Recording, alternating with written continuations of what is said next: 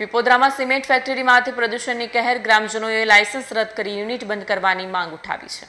સુરત જિલ્લાના પીપોદરા ગામમાં ગામતળની નજીક આવેલ સિમેન્ટ પ્રોડક્ટ બનાવતા કારખાનાઓ સામે ગ્રામજનોએ ભારે વિરોધ વ્યક્ત કર્યો છે.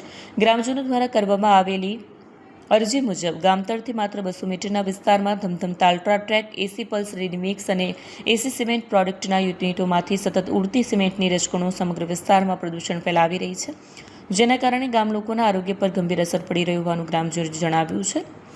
અરજીમાં જણાવાયું છે કે સિમેન્ટની ધૂળને કારણે નાના બાળકો, વૃદ્ધો તેમજ યુવાનોમાં શ્વાસની તકલીફ વધી રહી છે અને ભવિષ્યમાં ગંભીર બીમારીઓ ફેલાવાની ભીતિ ઊભી થઈ છે. એટલું જ નહીં, સિમેન્ટની રજ ઘરોની અંદર સુધી પહોંચી જતાં ઘરગથ્થુ જીવન પણ પ્રભાવિત થયું છે.